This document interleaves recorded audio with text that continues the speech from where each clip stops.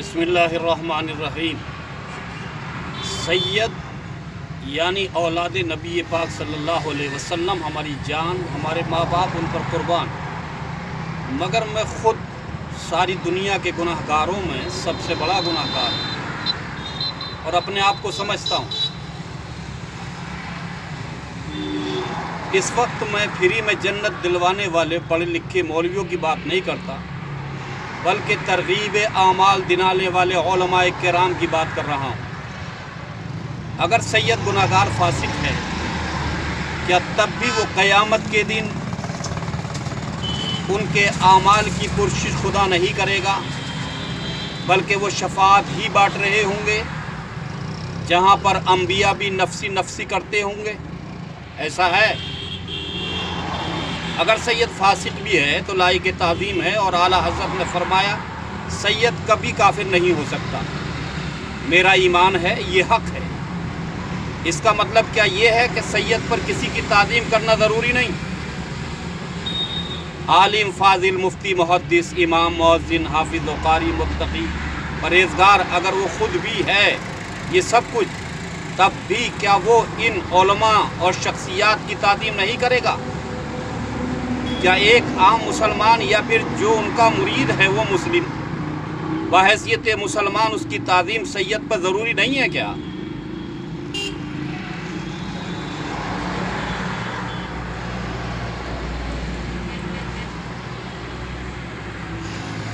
جبکہ اللہ رب العزت نے ارشاد فرمایا کہ عزت اللہ کے لیے ہے، اس کے رسول کے لیے ہے اور مومنین کے لیے۔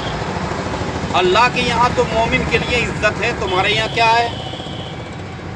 وہ لوگ جو نہیں کر پاتے ان سے میں بستہ عرض کرنا چاہوں گا۔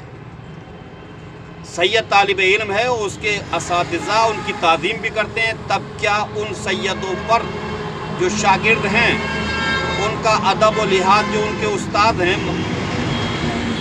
ادب و لحاظ کرنا کیا اسلام نے ان کے لیے معاف کر دیا ہے؟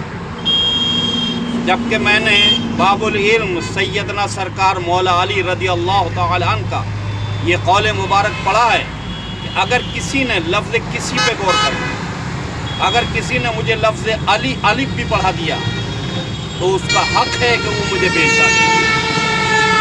کیا اسلام نے سیدوں کو یہ بھی اجازت دی ہے کہ تم سید ہو، اب تمہیں کسی بھی چیز کی ضرورت نہیں، تمہاری دنیا و آخرت کی کامیابی اسی میں ہے؟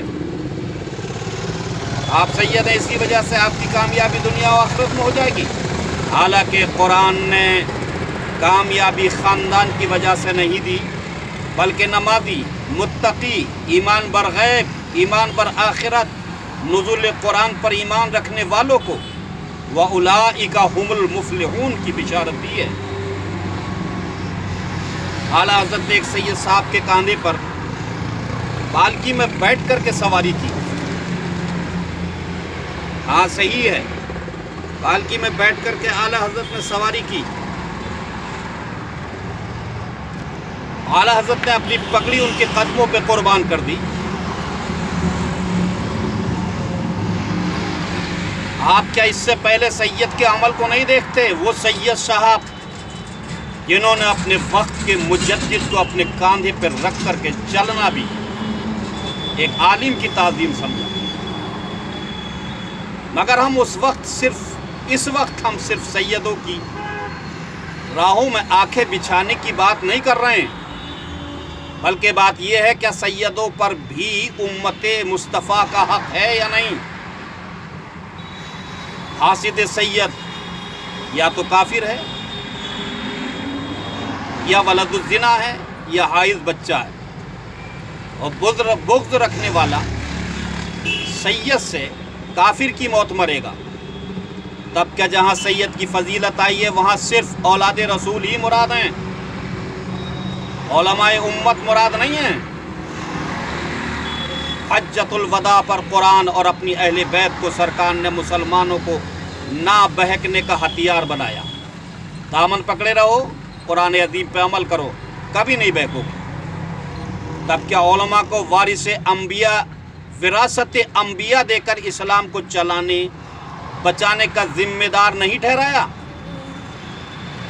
सलात व सलाम आले मोहम्मद पर, बस और किसी पर नहीं, असहाबे मोहम्मद पर भी सलात व सलाम, अज़वाजे मोहम्मद पर भी सलात व सलाम, सुलहाए उम्मत पर भी सलात व सलाम, अजमाइन सारी उम्मत मुस्लिमा पर सलात व सलाम है।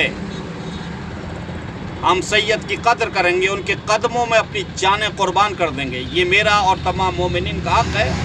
मगर क्या सैयदों को झुकती निगाहों, तरसते लबों, तड़पते दिलों, मचलते बदनों को देखकर उनको अपना नौकर चाकर ही समझना ज़रूरी है? उनके दिल में जो इश्क़ नबवी तुम्हारे सामने इस तरह खड़े होने का हुक्म दे रहा है, उसकी कदर करना नहीं है आप पे।